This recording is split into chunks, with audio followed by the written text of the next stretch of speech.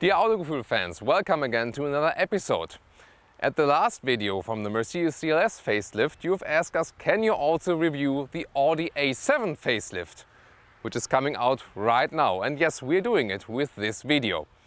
So the Audi A7 Facelift is a very interesting car. It was formally introduced in 2010, the whole car, and now in 2014 we got the facelift. The Audi A7 is a very emotional car and it is classy at the same time, being between the Audi A8 and between the Audi A6. So this will be a very interesting review and I'm looking forward to do it with you.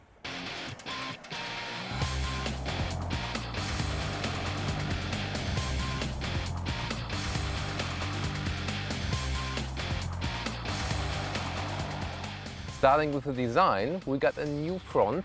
The front grille has a slight change, and what's really new are the headlights. They are full LED now, and also design-wise, we got a straight horizontal line here, and that looks very good, I think, and also gives this car more masculine appeal. We also got this straight horizontal line in the rear.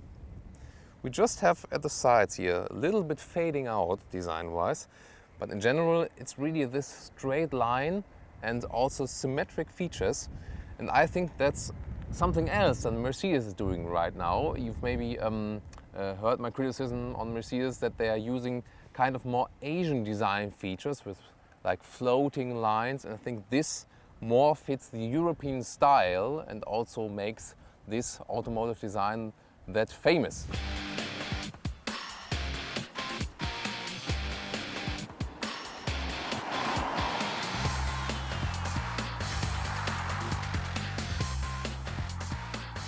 And what stayed the same is a classic coupe line of the Audi A7, which has made it so famous.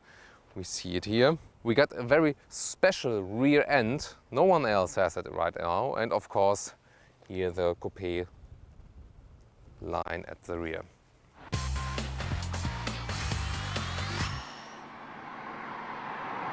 There have been some updates in the interior. Look at these seats, perforated structure here. They are very soft and extremely comfortable, also long term. And what is new here, we got this wooden features here, and this really looks like a high-class yacht. And this is really something where Audi has done a very great job, because usually the Audi interiors are, well, sometimes even boring a bit, a lot of black plastic, but here now they have stepped it up and gone to a very new class actually.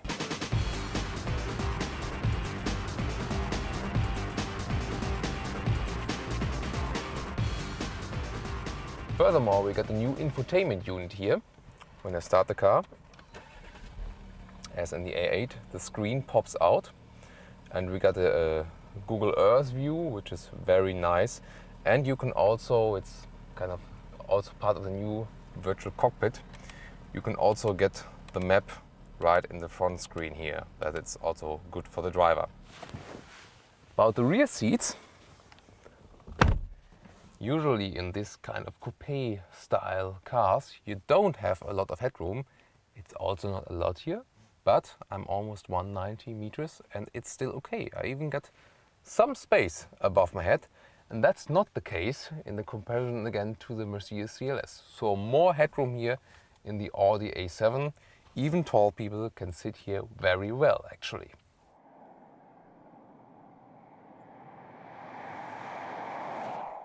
About the trunk, this is, by the way, the rear wing, which pops out when the car goes faster. And here we got the electric opening now. And yet again I have to draw the comparison to the Mercedes CLS. And here you can really access the boot. It's, yeah, where it's kind of has something of an estate. So you have all access to here. In the CLS you rather have a hole to put things in here. And we've seen it here and also in our RS7 review. It's a good way to secure your luggage here as well. So yet again, the A7 wins.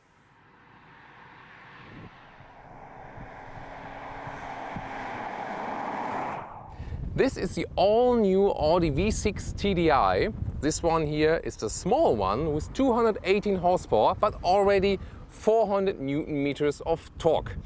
And I think it's very good that Audi offers something below the engine line and not always gets more power and more power and more power. So this is very interesting for business customers and maybe also for private customers who don't want to spend that much. I'm very much looking forward to drive this one here now.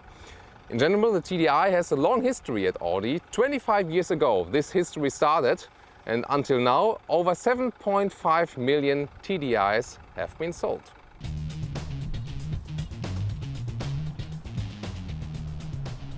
Now we are driving the new Audi A7 Facelift. The assumed consumption is at 4.7 liters on 100 kilometers. Well, we can't exactly catch that. We've tested it on a quite short route now, and we landed about 7 liters, so you have to count with that. But it's still more fuel saving than the old engines. So I think it's a good initiative from Audi not always to top up something more, but also to go down and offer a smaller diesel. Well, about the power of the diesel, when you're just cruising you don't really realize it's a small engine, and also when you press throttle, okay, it's not that kind of a power car, but I think it's still enough. I've tested it also on the motorway, and when you need some acceleration, maybe from 100 to 130 kilometers an hour, it really worked. And I think this engine is already enough for this car. You know, maybe the video from the RS7, that's of course something else. We've tested it before the facelift. Also check out that video, I'll put it in the description. But I think for the usual purpose of this car, to be very classy, to cruise on the road, and also just to look sporty, this engine pretty much fits. All in all, about the driving feeling, it is very comfy. You hear no noises at all. It's so silent to drive in here, and therefore it is also quite relaxing. The steering is very soft and you don't need much power to go right or left. The suspension is just flawless, as we know from these Audi models in these price categories. It sucks up every bump on the road. It's no problem, you are really flying on the road. It's a lot of fun to drive, and being in this very great interior with the wood, it also just relaxes your soul. So why would you pick this car driving wise? It is more sporty than the A8 and has more class than the A6. You asked me to compare it a little bit to the Mercedes CLS Facelift, and also driving wise I feel better in this car actually. I'm surprised myself because the Mercedes CLS usually sets standards in this class, but I got a more spacey feeling here when driving, and it's also easier to handle.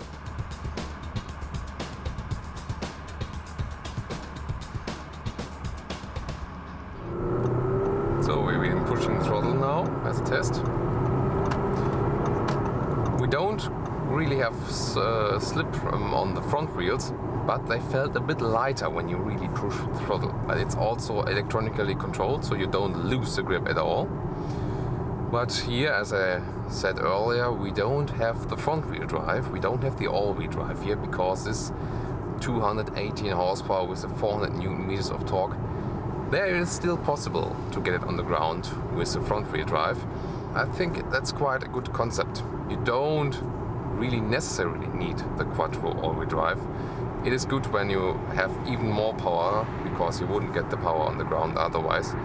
But in this case I think it's a very good concept. And the new S-tronic transmission also helps this very soft feeling of the whole car, soft and calm feeling, because you don't really feel the shifting process. It goes up flawlessly, and that also adds to that good feeling of the overall car. So let me sum it up for you. We got more style at the exterior now with the new front headlights, and also with the taillights. They pretty much fit to this emotional design approach of the car. We got a more classy interior now, and also with the modern infotainment system. And I also like the new engine, also with the new transmission, 7-speed, flawless driving, and also with less fuel consumption. Even it could be quite a little bit less, because just on the paper it says 4.7, in real it says 7 liters. That could be even less. I really like this facelift, and you asked me to compare it to the CLS, to the Mercedes CLS, and I must say the Audi A7 is a clear winner here now, because it is easier to handle this car, it has more space in the back, even for tall persons, better access to the trunk, and also the overall feeling is somehow more evolved, and the engine also makes a better impression when accelerating and also consumption-wise. So in my opinion, the A7 wins this year, and now I'm looking forward to your comments on that case. See you next time at Autogefühl.